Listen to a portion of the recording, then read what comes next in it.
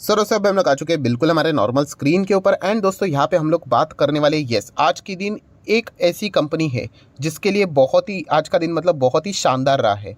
Company के लिए भी अच्छा रहा है एंड उस शेयर के लिए भी अच्छा है एंड उनके शेयर होल्डर के लिए भी आज का दिन बहुत ही हम लोग को अच्छा खासा देखने को यहाँ पे मिला है। सो वो कौन सी कंपनी है, एग्जैक्टली न्यूज़ क्या है एंड अगर आप as a long term investment उस कंपनी में करना चाहते हो तो क्या उसमें रिस्क हो सकता है, क्या उसमें रिवॉर्ड हो सकता है, ये सारी बातें आपको स्टेप बाय स्टेप इस वीडियो में सीखने को यहाँ पे मिलने वाली है। सो चलिए एक एक चीज़ों को यहाँ पे हम लोग ध्यान से देख ले। उस कंपनी के ऊपर डायरेक्टली जंप करने से पहले हमें पता होना चाहिए कि एग्जैक्टली स्ट्रक्चर यहाँ पे क्या चल रहा है।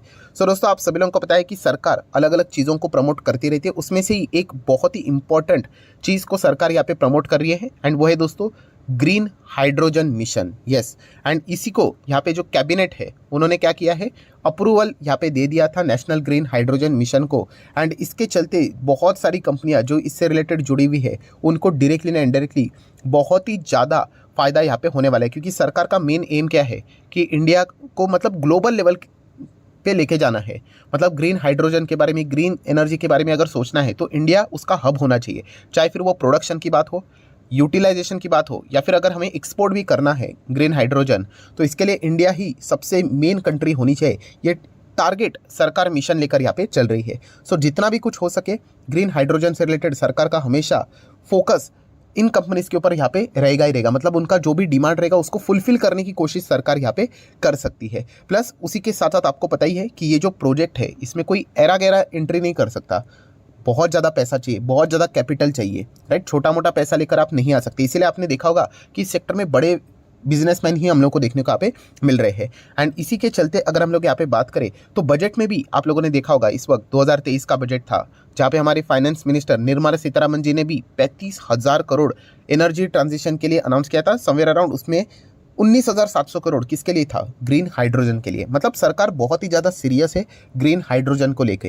एंड सिर्फ सरकार ही नहीं, उसी के साथ साथ बड़े बड़े बिजनेस ग्रुप्स भी, जिसमें हम लोगों को रिलायंस इंडस्ट्री भी देखने को यहाँ पे मिल जाता है। सो दोस्तों रिलायंस की अगर हम लोग बात करें तो एनर्जी से रिलेटेड ग्रीन हाइड्रोजन को अगर बनाना है तो इससे रिलेटेड काम तो ये कंपनी कर लेगी, राइट। बट वो बनाने के बाद उसका जो इस्तेमाल करने के लिए ये अलग अलग पार्टनरशिप्स भी हम लोग को करते हुए देखने को यहाँ पे मिल रहे हैं। सो इससे रिलेटेड जैसे मैंने कहा कि हेवी इन्वेस्टमेंट चाहिए तो आप देख सकते हो रिलायंस इंडस्ट्री ने ऑलरेडी अनाउंस यहाँ पे किया है कि उनके जो टारगेट है ग्रीन हाइड्रोजन प्रोडक्शन से रिलेटेड वो 2025 का वो लेकर यहाँ पे चल रहे हैं। एंड इसके चलते इन्वेस्टमेंट भी आप देख सकते हो उस पर्टिकुलर सेक्टर में 6 लाख करोड़ के आसपास वो यहाँ पे कर रहे हैं, राइट। ये टोटल उन्होंने ये बात यहाँ पे बताई थी। सो इसके लिए जैसे मैंने कहा कि रिलायंस यहाँ पे अकेला नहीं चल सकता, उसको ये सेक्टर से रिलेटेड जितने भी काम करने वाली कंपनीज है उनके साथ वो टाई अप करते हुए देखने को यहाँ पे मिल रहे हैं। जैसे कि अगर मैं बात करूँ, चलो ट्रक की बात कर लेते हैं, राइट। अभी ट्रक क्या कर लेते हैं, अभी ग्रीन हाइड्रोजन एनर्जी में जाना है मतलब क्या, देखिए जो नॉर्मल पेट्रोल डीजल से क्या हो जाता है, यस धुआं धुआं हो जाता है, कार्बन बाहर निकलता है। सो पर्यावरण के लिए बिल्कुल भी एनवायरनमेंट के लिए अच्छी बात नहीं होती है। एंड अगर हम लोग आज नहीं सुधरे तो भविष्य में इसका खामियाजा पूरे दुनिया को यहाँ पे भुगतना पड़ने वाला है, राइट। तो इसलिए पूरी दुनिया ने इस चीज़ का प्रण लिया है कि जितना भी हो सके कार्बन एमिशन इसको हम लोग क्या करना है, ख़त्म करना है। ईजी नहीं है बट शुरुआत तो करनी पड़ेगी। तो ऐसे जहाँ जहाँ पे हम लोग को इस चीज़ का इस्तेमाल होता है, जहाँ से कार्बन एमिशन होता है, उसको रोकने की कोशिश यहाँ पे चल रही है। सो अगर हम लोग बात करें ट्रांसपोर्टेशन में, अभी ट्रांसपोर्टेशन में भी अलग अलग चीज़ें देखने को मिल जाती है। जैसे कि ट्रक्स में भी अगर हम लोग बात करें पेट्रोल डीजल का इस्तेमाल होता है, उसमें भी हम लोग को धुआं निकलते हुए देखने को मिल जाता है। तो आप देख सकते हो रिलायंस ने यहाँ पे क्या किया, अशोक लेलैंड के साथ यहाँ पे पार्टनरशिप कर ली। किस चीज़ के चलते, तो आप देख सकते हैं इंडिया का पहला हाइड्रोजन पावर्ड ट्रक, मतलब हाइड्रोजन एनर्जी के चलते ये ट्रक हम लोग को दौड़ते हुए देखने को मिलेंगे। एंड कोई भी धुआं यहाँ पे निकलेगा नहीं, राइट। लिक्विड फॉर्म में पानी निकलते हुए देखने को मिलेगा एंड उससे मतलब बोलते हैं ना पर्यावरण को कोई हानि नहीं है, राइट। तो ये रिलायंस ने क्या किया, अशोक लेलैंड के साथ ट्रक के चलते पार्टनरशिप यहाँ पे की है। सो जरूर अशोक लेलैंड जैसी कंपनी आप अपने रडार के ऊपर यहाँ पे रख सकते हैं। नो डाउट मैं डिस्क्लेमर देना चाहूँगा, बहुत पुराने समय से 2014-2015 से ये कंपनी मेरे पोर्टफोलियो में यहाँ पे है। ये भी क्लियर डिस्क्लेमर देना चाहूँगा, अगेन कहना चाहूँगा कि मेरे पोर्टफोलियो में इसलिए आप जाके निवेश करोगे तो ऐसी कोई बात नहीं है दोस्तों। बहुत सारे अप्स एंड डाउन्स इसमें यहाँ पे मैंने देखे। 2014 की मैंने बात की, ये इसलिए मैं बोलता रहा हूँ क्योंकि 2018 में ये भयंकर क्रैश भी हुआ था, राइट। तो ये सारी चीज़ें हम लोग को देखने को यहाँ पे मिल जाती है। अभी तक जो मैं एक्सपेक्ट कर रहा था उस हिसाब से तो परफॉर्मेंस इसने नहीं दिया है, बट येस भविष्य में ज़रूर दे सकता है। एंड आपको पता है मैं बहुत लंबी अवधि की पारी खेलता हूँ, तो ज़रूर अशोक लेलैंड को मैं अपने रडार के ऊपर रखता हूँ, क्योंकि ग्रीन एनर्जी में, हाइड्रोजन में, प्लस उसी के साथ साथ इंफ्रास्ट्रक्चर में, इलेक्ट्रिक व्हीकल में ये कंपनी अच्छा योगदान दे रही है। तो टाइम तो लगेगा, प्लस डिफेंस में भी ये कंपनी का अच्छा योगदान है। सो कोई प्रॉब्लम नहीं, थोड़ा और डिले यहाँ पे हो सकता है, बट कंपनी अच्छे रिटर्न्स दे सकती है। ये एक चीज़ देखने को यहाँ पे मिली है। अभी तक की अगर मैं बात करूँ दोस्तों, तो ये तो सारी पुरानी चीज़ें हो गई, ये कोई नई चीज़ नहीं है, ये ऑलरेडी हम लोग यहाँ पे कवर कर चुके थे। बट आज के दिन की बात करें, जैसे मैंने शुरुआत में बोला ना कि एक ऐसी कंपनी है जिसने मतलब आज बहुत ज़्यादा खुश हुई है, तो हम लोग अशोक लेलैंड की बात नहीं कर रहे हैं।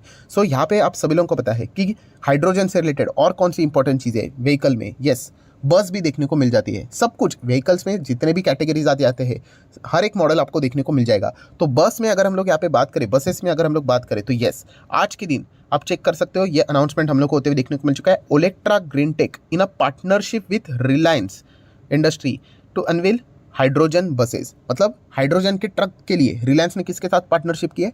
अशोक लेलैंड के साथ। एंड हाइड्रोजन बस के लिए रिलायंस ने किसके साथ पार्टनरशिप की है? ओलेक्ट्रा ग्रीन टेक के साथ। एंड यही जैसे ही खबर सामने आ गई, आज के दिन आप देख सकते हो ओलेक्ट्रा ग्रीन टेक में लगभग आप बोल सकते हो 20% का अपर सर्किट लग गया।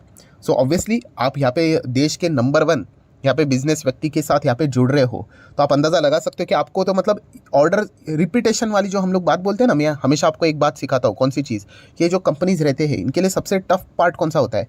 ठीक है, कोई तो एक सरकार आएगी, ऑर्डर दे के चली जाएगी, रिपीटेड कस्टमर चाहिए। सो अभी रिलायंस के साथ अगर ये जुड़ जाते हैं तो डेफिनेटली हम कह सकते हैं यहाँ पे इनको बड़े ऑर्डर्स अभी भविष्य में यहाँ पे मिलने वाले हैं। एंड इसी न्यूज़ के चलते दोस्तों आज के दिन की अगर हम लोग बात करें, ओलेक्ट्रा ग्रीन टेक ज़बरदस्त ग्रीन होते हुए देखने को मिला। 20% की तेज़ी हम लोग को साफ साफ देखने को यहाँ पे मिली है। अगेन कहना चाहूँगा, सिर्फ तेज़ी देख के निवेश नहीं करना होता है। कल अगर जाके वापस अगर गिर गया तो हम फील करेंगे कि ट्रैप हो गए करके। तो इस फील्ड से अगर बाहर आना है तो कुछ पॉइंट्स होते हैं, वो भी मैं आपको ज़रूर सिखाऊंगा। बट ओलेक्ट्रा ग्रीन टेक ने क्या क्या पॉइंट सामने रखे हैं ये पार्टनरशिप के चलते, एंड आगे वो क्या एम कर रहे हैं, वो भी मैं आपके सामने यहाँ पे रखना चाहूँगा। तो चलिए थोड़ा सा मैं आप लोगों को बता देता हूँ। सबसे पहले उन्होंने ये भी बताया था, जो ऑटो एक्सपो हम लोगों को अभी जो शो देखने को मिला था दिल्ली में यहाँ पे हुआ था, तो ओलेक्ट्रा ग्रीन टेक ने उनकी ई बस ही यहाँ पे रखी थी। अगर हम लोग यहाँ पे बात करें शो करने के लिए, तो ये एक चीज़ हम लोग को देखने को मिली है कि ये जो पर्टिकुलर कंपनी है वो इसी में ज़्यादा हम लोग को फोकस करते हुए देखने को यहाँ पे मिल जाती है। अभी इस कंपनी की कुछ इंपॉर्टेंट पॉइंट्स एंड टारगेट्स मैं आपके सामने यहाँ पे रखना चाहूँगा। सबसे पहले कंपनी ने कहा है कि ये जो बस हम लोग को देखने को मिलने वाली है हाइड्रोजन की, अगर हम लोग यहाँ पे बात करें, ठीक है, एच बस भी चाहो तो आप ऐसे बोल सकते हैं, हाइड्रोजन वाली इसलिए ऐसा बोल रहा हूँ। तो बताया जा चुका है दोस्तों, इसकी जो रेंज है 400 किलोमीटर्स तक यहाँ पे रहने वाली, तो बहुत ही शानदार रेंज है। देन दोस्तों आप सभी लोगों को पता है कि ये जो रिफिल करना पड़ता है तो उसके लिए कितना टाइम लगेगा? तो केवल 15 मिनट का टाइम यहाँ पे लगेगा। एंड वो भी इनिशियल स्टेज में है। जैसे जैसे हम लोग आगे बढ़ेंगे, टेक्नोलॉजी और इवॉल्व होती चली जाएगी, राइट, और भी मशीनरी इक्विपमेंट्स इवॉल्व होते चले जाएंगे, ये टाइम और भी रिड्यूस होने वाला है। बट 15 मिनट में आप वापस क्या कर सकते हो, जो ओलेक्ट्रा ग्रीन टेक के जो बसेस रहेंगे उसको आप पूरी तरीके से रिफिल यहाँ पे कर सकते हो। देन अगर हम लोग बात करें इन सबका जो रिजल्ट रहेगा, वो तो है ही कि जीरो कार्बन इमिशन, कोई भी इससे गैस यहाँ पे नहीं निकलेगी।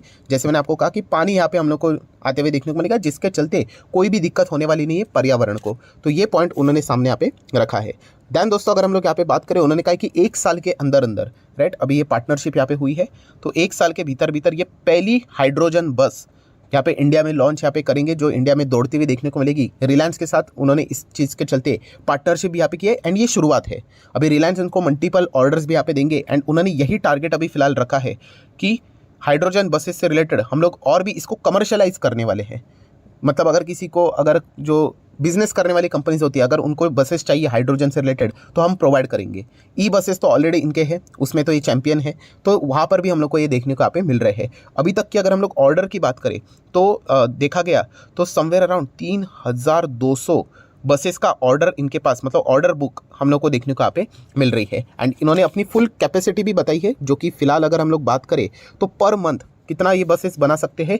150, राइट, 150 बसेस ये बना सकते हैं। ये फिलहाल इनकी कैपेसिटी देखने को मिल रही है। और उन्होंने कहा कि अगर ऐसे ही ऑर्डर्स बढ़ते रहे, नो डाउट वो कैपेक्स भी यहाँ पे कर सकते हैं। बट ये डिपेंड करता है कि आने वाले समय में चीज़ें कैसे रहेगी। एंड कंपनी ने ये भी बताया कि अभी जाके इनके बुरे दिन भी थोड़े कम हो रहे हैं, बिकॉज बीच में क्या होता कि सप्लाई चेन थोड़ा सा डिस्टर्ब हुआ था। कि उस चीज़ के चलते, चाइना के चलते, आप सभी लोगों को पता है चाइना जो रॉ मटेरियल रहता है इक्विपमेंट्स हम लोग को देखने को मिल जाते हैं वो चाइना से आते हैं। तो अभी China back to normal life आते हुए देखने को मिल रहा है, वापस ट्रैक रीओपन हो रहा है, तो सप्लाई चेन भी नॉर्मल होते हुए देखने को यहाँ पे मिल रहा है। सो इन सभी चीज़ों के कॉम्बिनेशन के चलते हम लोग को ओलेक्ट्रा ग्रीनटेक आज के दिन अच्छा खासा परफॉर्मेंस देते हुए देखने को यहाँ पे मिला है। सो डेफिनेटली रिलायंस के साथ जुड़ते ही इनको बहुत अच्छा खासा फायदा भविष्य में भी यहाँ पे होने वाला है। एंड इन्होंने आगे आने वाले समय में 5 साल का टारगेट रखा है 50,000 बसेस का। सो बहुत ही मेगा टारगेट है। आई थिंक ये सरकार को भी टारगेट करने की कोशिश करेंगे कि आप हमारे इधर से, ऑब्वियसली अभी सरकार ही इस चीज़ को प्रमोट कर रहा है एंड सरकारी बसेस ही अगर पेट्रोल डीजल के ऊपर चलेंगी तो कैसे चलेगा। तो ऑब्वियसली ये तो कॉमन सेंस वाली बात है कि सरकार की ओर से भी इनको ऑर्डर्स ज़रूर आएंगे, सिर्फ बाजी कौन मारता है ये देखने वाली बात रहेगी, क्योंकि इस फील्ड में ओलेक्ट्रा ग्रीनटेक तो अच्छा ही है, ईवी बेसिस में है, हाइड्रोजन में है, बट इसका कॉम्पिटिटर भी अशोक लेलैंड ही है। ये भी हम लोग को चीज़ें देखने को यहाँ पे मिल रही है। सो ओवरऑल अगर हम लोग बात करें, कंपनी बुरी नहीं है, बट एक पॉइंट मैंने हमेशा आप लोगों को सिखाया है कि ये जो बिजनेस आपको देखने को मिल रहा है ये ग्रीन एनर्जी के ही बिजनेस में आ जाता है, या फिर ये इलेक्ट्रिक व्हीकल जैसी चीज़ें देखने को मिल जाती है। येस, ये बहुत लंबी अवधि की पारी के खेल है, ये ऐसा नहीं है T20 वाला खेल नहीं है, बहुत लंबा खेलना यहाँ पे पड़ेगा। एंड इनिशियल स्टेज पे मतलब ऑर्डर्स थोड़े से हम लोग को कम ही देखने को मिलेंगे, राइट। ऐसे बार बार ऑर्डर्स देखने को नहीं मिलेंगे, बट अल्टीमेटली देखा गया तो एक बार ये सेटअप क्रिएट हो गया तो उसके बाद बस ऑर्डर ही ऑर्डर आना है। तो ये पॉइंट आपको पता होना चाहिए, वरना अगर हम स्टॉक्स की बात करें तो देखिए इस प्रकार के फ्लक्चुएशंस आपको देखने को मिलेंगे। ज़बरदस्त ऑर्डर मिला तो स्टॉक रॉकेट हो गया, उसके बाद सूखा पड़ गया, कोई बड़ी ऑर्डर देखने को नहीं मिले, छोटे मोटे ऑर्डर्स, तो प्रॉफिट बुकिंग यहाँ पे हो जाएगी। देन अगेन आज के दिन ऐसी बड़ी पार्टनरशिप हो गई, स्टॉक भाग गया। तो ये चीज़ें हम लोग को देखने को मिल रही है। मैं ओवरऑल कंक्लूजन में इतना ही कहना चाहूँगा, ये कंपनियाँ कोई ख़राब नहीं होती है, राइट। हाँ, ये जिस सेक्टर में काम कर रही है ये थोड़ा सा हम लोग कह सकते हैं नए टाइप का सेक्टर है, राइट। आने के लिए थोड़ा सा लोगों को यहाँ पे टाइम लगेगा, बिजनेसेस को भी शिफ्ट होने के लिए टाइम लगेगा, एंड खर्ची बहुत ज़्यादा खर्चा है इसमें। तो डेफिनेटली हम कह सकते हैं कि अगर आपका नज़रिया लंबा नहीं है तो ऐसे कंपनीज़ में, इस सेक्टर में आपने नहीं जाना चाहिए। बट अगर आपका नज़रिया वाकई में लंबा है तो फिर आप इन सेक्टर के बारे में, इन कंपनीज़ के बारे में चाहो तो फिर विचार कर सकते हो। बाकी अगर हम लोग बात करें, कंपनी तो जिस बिजनेस में काम कर रही है 1992 से यहाँ पे काम कर रही है। मार्केट कैप देखा गया तो ओहो, रिस्की कंपनी है। स्मॉल कैप मतलब सेक्टर भी रिस्की है, मतलब बिल्कुल नया नया है, ऊपर से स्मॉल कैप मतलब फ्लक्चुएशंस तो आपने मतलब डेमो देख ही लिया होगा। आप अगर इसका मैक्सिमम चार्ट पैटर्न भी देखोगे, सीसॉ टाइप की चीज़ें आप लोगों को देखने को मिल जाएगी, ज़बरदस्त गिरावटें रहती है इसमें। तो ये हजम करना आना चाहिए, जो कि इनिशियल स्टेज के इन्वेस्टर के लिए थोड़ा सा मुश्किल हो जाता है। बाकी अगर देखा गया तो कंपनी के रिजल्ट ठीक रहते हैं, बट येस कंसिस्टेंसी में थोड़ा सा लैक हो जाता है, बिकॉज ऑर्डर्स कंसिस्टेंटली आने चाहिए, फिर प्रॉफिट भी कंसिस्टेंटली हो जाएगा। बट अच्छी बात यह है कि प्रमोटर खुद 50% लेकर बैठे हुए हैं, तो ये एक अच्छा पॉइंट देखने को मिल रहा है। FIS 9% के आसपास, DS ज़्यादा देखने को नहीं मिल रहे, पब्लिक के पास 40% की होल्डिंग है। सो जितने भी इंपॉर्टेंट पॉइंट्स थे सारे मैंने कवर कर लिए। ये कंपनियां बुरी नहीं है, बट ये सेक्टर इस प्रकार का। अभी आपने इसके पहले का वीडियो देखा होगा, जेनटेक देखा आज के दिन कैसे भागा, कोई बात नहीं, वो भी वापस थोड़ा टाइम के लिए नीचे आ जाएगा। सो ये जो नए टाइप के सेक्टर्स देखने को मिल जाते हैं, राइट, तो उनको थोड़ा सा टफ पड़ता है इनिशियल स्टेज पे। बट अगर आपका नज़रिया ही बहुत लंबा है, 5-6 साल 10 साल का, तो फिर ये कंपनी आपको अच्छे खासे रिटर्न्स ज़रूर देके जाएंगी। बट वो ईजी नहीं रहेगा, ऐसा हो सकता है कि 1-1 2-2 साल कंपनियाँ चले ही ना, बट चलेंगे तब रॉकेट की तरह चलेंगे। इस प्रकार की चीज़ें हम लोग को देखने को यहाँ पे मिल रही है। तो इसमें कोई शक की गुंजाइश नहीं कि इंडिया इस सेक्टर में हम लोग को टर्न होते हुए देखने को यहाँ पे मिल रहा है, पर इसमें टाइम लगेगा, ये भी बात उतनी सच है, ये पॉइंट भी आपको पता होना चाहिए। सो आशा करता हूं दोस्तों वीडियो हेल्पफुल लगा होगा, तो जरूर लाइक एंड शेयर कर देना। डीमैट अकाउंट अगर आपने अभी तक ओपन नहीं किया है तो लिंक नीचे डिस्क्रिप्शन में 25 वीडियो की लिस्ट आपको बिल्कुल फ्री ऑफ कॉस्ट मिल जाएगी। आपका नाम, कौन सा अकाउंट आपने लिंक के थ्रू ओपन किया है, प्रॉपर्ली कमेंट सेक्शन में मेंशन कर देना, तो हफ्ते भर के अंदर अंदर सारे लेक्चर्स मेरे साइड से फ्री ऑफ कॉस्ट प्रोवाइड कर दी जाएंगी, ताकि आप शेयर मार्केट को आसान भाषा से सीख सको। So that's it, thank you very much दोस्तों, we will be meeting our next video, तब तक के लिए बाय बाय।